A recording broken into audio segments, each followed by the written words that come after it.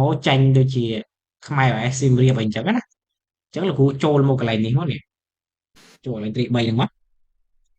បាទចូលកន្លែង track 3ហើយលោកគ្រូយកកន្លែង custom ណាបាទ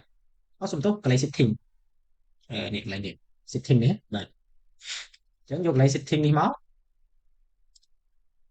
បាទហើយបន្ទាប់មកលោកគ្រូទៅសេកន្លែងនេះលោកគ្រូទៅសេកន្លែងនេះណាទៅសេកន្លែងនេះលោកគ្រូទៅសេដាក់ថា font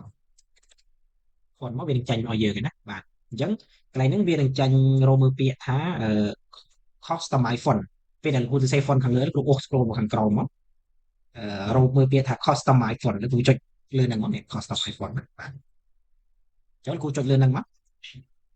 ហើយកន្លែងនេះវាមាន font ឲ្យយើងជ្រើសរើសច្រើនណាលោកគ្រូបាទអញ្ចឹងលោកគ្រូមកបដូរកន្លែងនេះនេះសំទុកច្រឡំគូបាទនេះលោកគ្រូមកបដូរកន្លែងនេះអញ្ចឹងលោកគ្រូបដូរកន្លែងហ្នឹងមក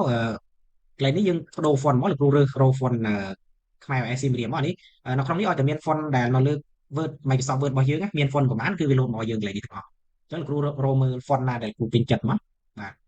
លោកឧទាហរណ៍ថាខ្ញុំដាក់ខ្មែរ OS សៀមរាបចុះបាទអញ្ចឹងខ្ញុំអូសរតិចទេបាទដោយសារ font របស់ខ្ញុំគឺច្រើនខ្មែរ OS សៀមរាបនេះនេះអញ្ចឹងខ្ញុំដាក់ចុចដាក់មកអញ្ចឹងយើងគ្រាន់តែចុចដាក់ប៉ុណ្ណឹងមកអញ្ចឹង font នៅលើនេះរបស់យើងវានឹងបដូរទៅពេលយើងចុចមកលើកម្មវិធី Google Chrome ទាំងអស់គឺ font ហ្នឹងនឹងបដូរទៅជាខ្មែរ OS សៀមរាបអញ្ចឹងណាបាទអញ្ចឹងនៅក្នុង form ក៏ដូចគ្នាដែរ form គឺនឹងបដូរឲ្យយើងឃើញទេបាទ